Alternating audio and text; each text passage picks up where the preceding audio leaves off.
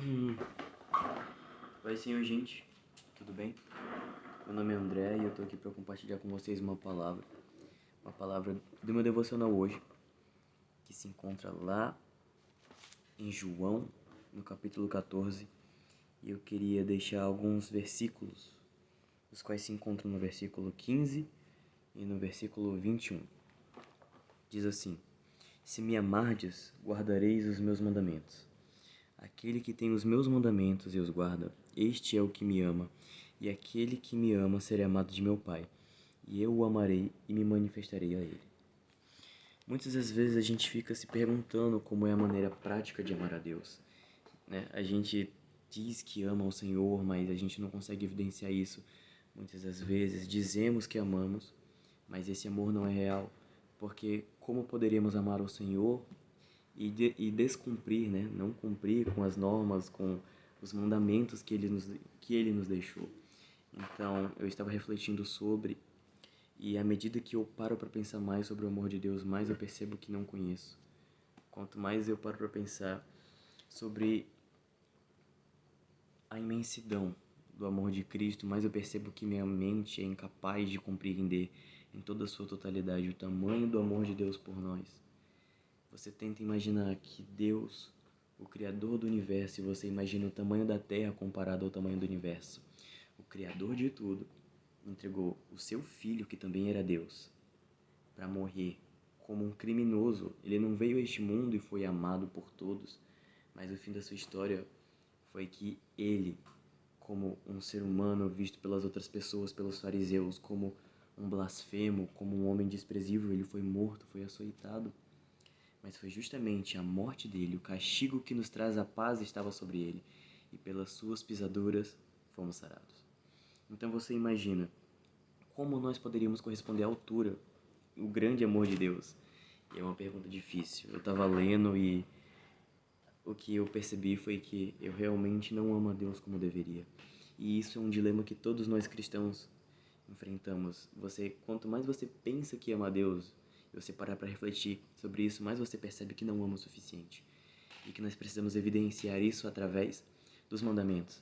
E Deus deixou os mandamentos, a gente sabe dos 10 mandamentos, a gente conhece a, aquilo que nos foi dado, aquilo que está no Antigo Testamento. Mas Jesus, no Novo Testamento, ele frisa, ele resume todos os antigos mandamentos que nos foi dado em dois: amarás o teu Deus de todo o teu coração, de todo o teu entendimento, de todas as tuas forças, e amarás o teu próximo como a ti mesmo.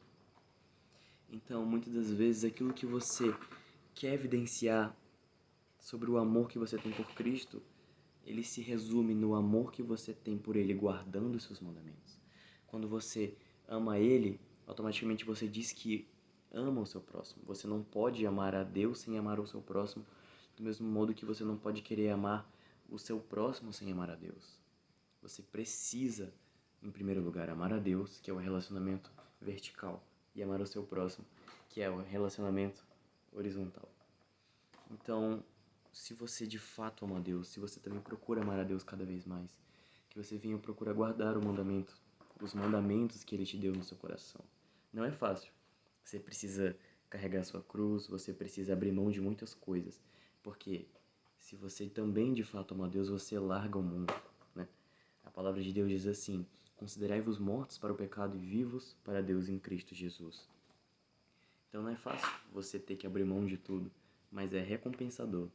Pode muitas das vezes não parecer que vale a pena você abrir mão dos vícios que você tinha, pode ser que muitas vezes não pareça tão divertido quanto tá todo mundo numa festa, mas você sabe que não existe mais nada que preencha verdadeiramente o seu coração, senão o amor de Deus, senão a presença dele, né? O amor de Deus cura, o amor de Deus transforma, e só quem experimentou do amor de Deus sabe que o nosso coração tem um espaço que é só dele, que nenhuma outra coisa vai preencher. Então a gente tem aqui tanta questão do nosso amor a Deus, que é renunciar à nossa vontade por amor a Ele. É abrir mão daquilo que nós queríamos para poder viver a vontade dele. E seguir os seus mandamentos, obedecer a Cristo. Não seguir em parte, mas seguir em todo. Você não pode pegar a parte de amar o próximo e ignorar a parte de não mentir.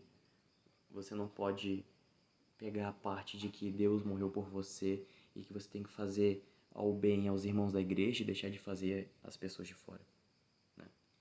Então você não pode seguir a lei em parte.